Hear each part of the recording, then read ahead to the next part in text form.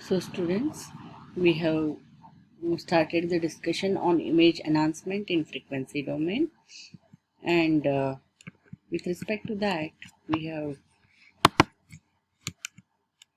seen to move from spatial to frequency domain we have to apply Fourier transform, and this is spatial domain representation of an image, and when transformed to frequency domain, the Fourier spectrum appears in this manner, and this Fourier spectrum has got the origin in the center, whereas in spatial domain the origin is in the top left corner, and to bring the origin in the center, we have to do certain pre-processing.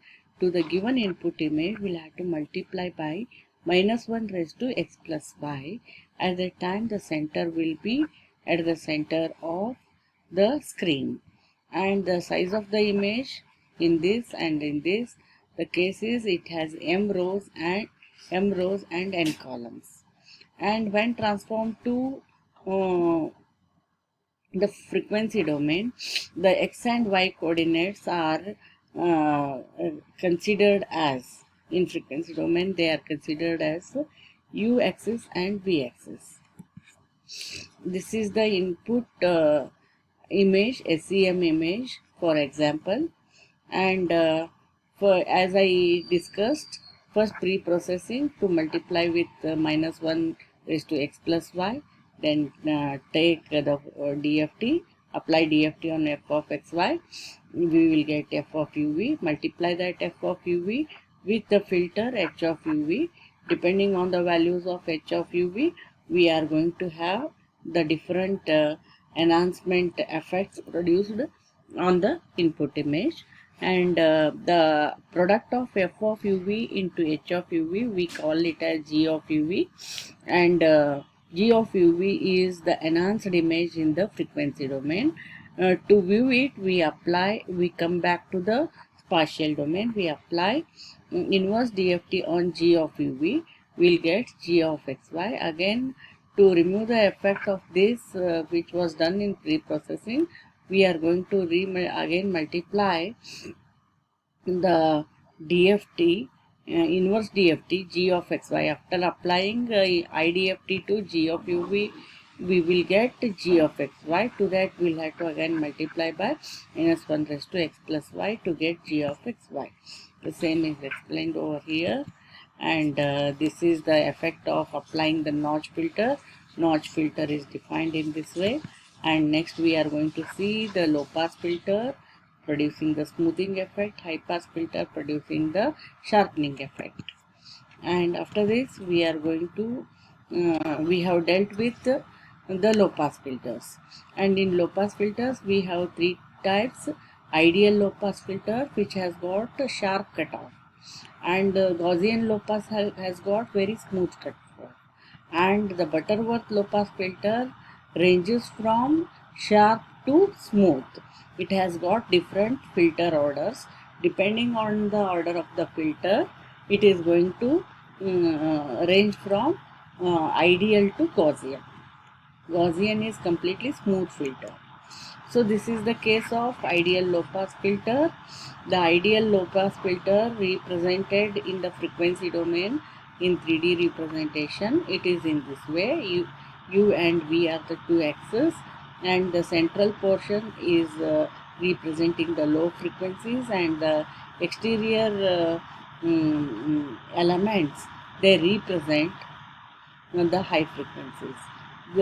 We are seeing that at the center we are getting boosted with the values, means only high frequency components are boosted, low frequency components are boosted in h of uv. This is the definition of filter, and if this filter is multiplied with any image, its low frequency is getting boosted. The same h of uv, when displayed on the screen, its image appears. V is the image of h of uv. It is going to have in center low frequency representation, values are white means it is going to have high value, 1 value. And all our low frequency values are dark means zeros.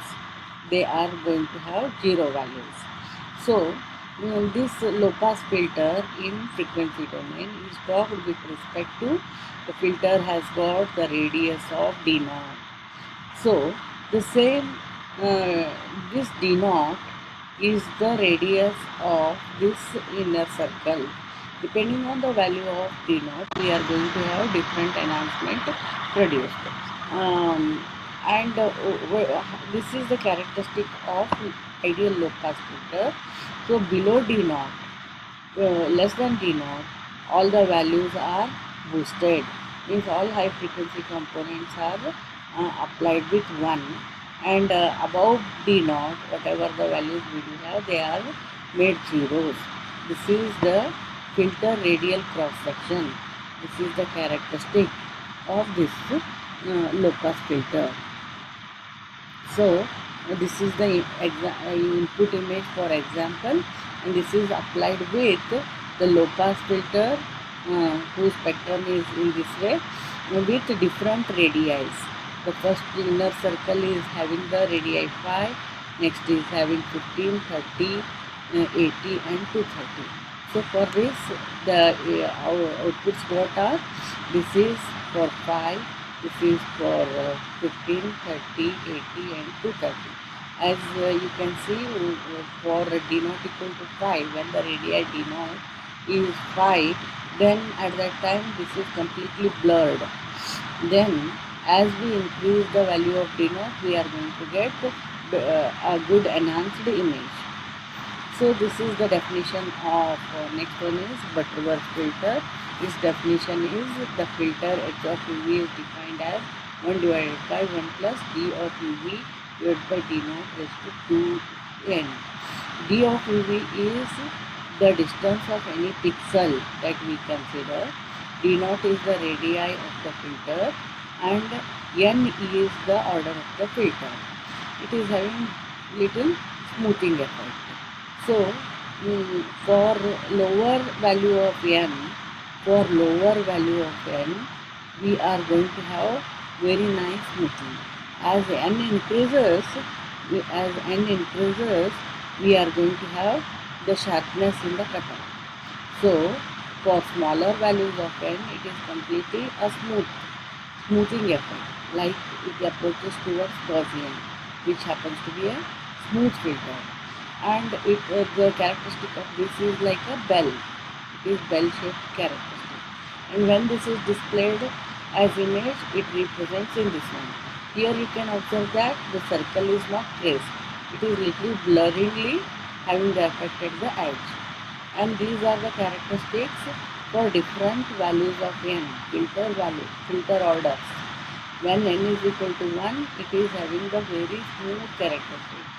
And as n increases, the sharpness of the characteristic increases. Cutoff becomes very sharp. And this Butterworth filter, when applied on this input image with different radii, d naught equal to 5, 15, 30, 80 and 230, the effect is like this. So for d naught equal to 5, it is completely blurred. Similarly, as d naught increases, the enhancement, the crispening of the image details is going to increase. And when compared to ideal filter, the Butterworth is still more better, giving better results. So what is the thing with ideal filters, the Butterworth filters, is we are going to have the ringing effect, and the ringing is going to get increased. It is more pronounced, ringing effect is more pronounced as the order of the filter increases. The filter order is 1, n equal to 2, n equal to 5, n equal to 20. So as the n value increases, as the filter order increases, the ringing effect is going to increase. So this is the case with the Butterworth filter. Next we are going to see Gaussian low-pass filter. The definition of that filter is h of uv. equal to e raised to minus d square uv divided by 2 sigma square. So d of uv is the distance of any pixel in the image, and sigma is the standard deviation. And this also is a completely smooth, bell shaped. It is having a very sharp notch here. This is the image of the h of uv. H of uv is a Gaussian Lowpass filter. So for different values of radii, d naught equal to 10, d naught equal to 20, we are going to have the characteristic. So d naught equal to 10 is having sharp characteristic. D naught equal to 100 is having very smooth characteristic. So the effect of this Gaussian filter on this input image is in this manner. As d naught value increases from 5, 15, 30, 80 and 230, we are going to get increased with the crispness, or the image is getting more enhanced. So these are the three kinds of the filters we have seen with respect to low pass filter: ideal, Butterworth and Gaussian. Similarly, we are going to see one more example. Here we are having this sample text. This sample text here particularly you can concentrate in the word year. E and A are, when you magnify and see, they are completely broken. When this is applied with the Gaussian filter, here you can see that E and A are more better than the earlier case. So this is what the effect of Gaussian filter, Gaussian low-pass filter. Next we are going to see high-pass filters, which are also referred as sharpening filters. The general definition of high-pass filter is 1 minus low-pass filter. We are again having in high-pass filter also ideal, Butterworth and Gaussian. In ideal and Gaussian, it is this formula holds good. And in case of Butterworth, it is independently defined with this expression: 1 divided by 1 plus d naught divided by d of uv raised to 2n. N happens to be the filter order. So this is ideal filter. So up to d naught is the radii of this filter. Up to d naught, the central area is completely black. Black means 0, and all high frequencies are 1. Means all low frequencies are set to 0, high frequencies are allowed to appear at the outside. The next one is Butterworth. Here instead of having this sharp, it is little smoothed effect, and still more smoothing is going to have with our Gaussian filter. When these filters are applied on the these images, this is the input, this is the application of high pass filter with d naught equal to 50. This is with d naught equal to 30, and this is with d naught equal to 30. So here better than this is this case, means with d naught equal to 30 is better than this one. But here d naught 80 is not that good as this one. So depending on our application, we choose that the cutoff equal to 30 gives us the better result. And this is the result of Butterworth filter. You can compare this again d naught equal to 30 in Butterworth also is good than 15 and 80.